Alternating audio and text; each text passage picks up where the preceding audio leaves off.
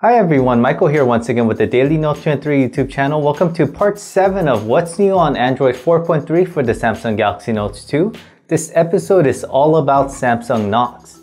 So what is Knox? It is a way or attempt at a way to secure your sensitive data on your Android by giving you a way to store it in a separate, password protected and encrypted location. So I'm going to install Knox on my Samsung Galaxy Note 2, show you what it looks like, and show you the advantages and disadvantages of enabling Knox on your device.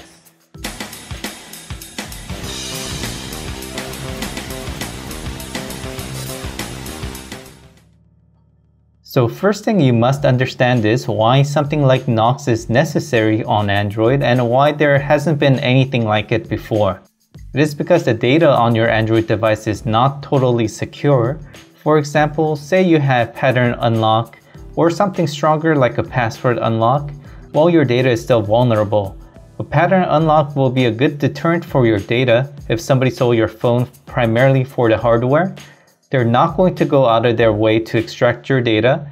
After a few attempts at unlocking your phone, they'll most likely just format your phone to use it as their own.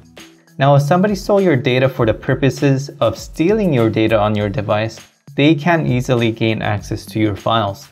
Without getting into specific details, all they would need to do is flash a custom bootloader to be able to pull files off the device with the PC. The next thing I wanted to address is, can Knox be useful for non-business users? So while doing research on Samsung Knox, I was trying to think of ways that people can use Samsung Knox to their advantage. Maybe people can use Knox to actually loosen security by letting people set swipe unlock to gain access to things like lock screen widgets and other hands-free functionality, which you are restricted to if you have any kind of secured lock screen, and you can still password protect your private data such as emails and browsing history and photos inside Knox.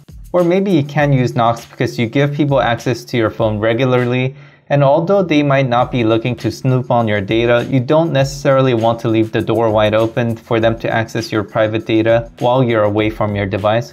While those two examples I just gave, I've concluded that it's going to be too much trouble than it's worth. There are just too many limitations where you probably won't be using Knox for long. However, if your department or company requires you to secure your data, such as emails, documents, and other sensitive information with certain security measures, and your company does everything with its own email server or even better, an Exchange server, that's where Knox is going to be something that you're going to want to use, despite the minor additional inconveniences in the name of security.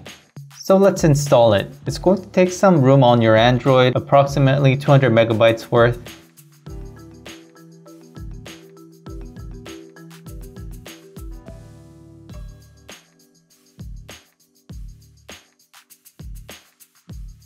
You're going to need to set passwords, obviously. This is a password you'll need to enter whenever you go inside Knox. Good thing is, to make it less of a hassle, you can set timeouts so you don't need to enter it every time. Only when you haven't touched your device for a while, like 10 minutes, which is the default timeout for having to enter your password when you try to go inside Knox. So here is Knox. Let's first change that drab background. You'll notice that the background selections are different. This definitely looks better.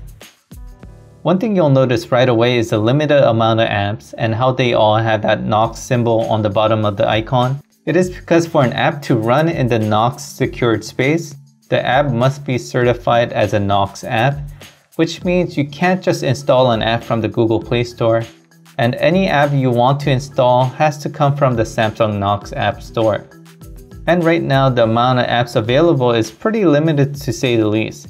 Some apps here are worth mentioning: Evernote, Kingsoft Office for all your Word documents, various apps for reading and filling PDF files, many apps for remote desktop functionality. You can see how they all relate to business and computer security. The number of apps may be limited, but it's not like you're looking to run a secure version of Angry Birds. You're probably wanting to do email, web browsing, maybe download and read some secure documents, and you can do all that. Where it falls short is if your business runs on Gmail and Google Calendar, which most medium-sized businesses don't, but if yours does, you're going to find some limitations. At this moment, you can't use the Gmail app, which I find is better than the stock email app. You can use the stock email app to check your Gmail, but it just won't have the same features as a Gmail app. If you use Google Calendar, any changes you make on S Planner inside Knox won't appear on your Google Calendar outside of Knox. For two-way syncing of your calendar items in Knox, you'll need to be connected to an Exchange server. To read PDF documents, you can't use your favorite apps like Adobe Reader, but you can still use Kingsoft Office. And one more feature worth mentioning, say you take pictures for work that you don't want to mix with your personal pictures outside of Knox, you can do that here. So there you go. If you decide Knox is not for you, you can uninstall it by going to Menu, Knox Settings, About Knox, and Uninstall.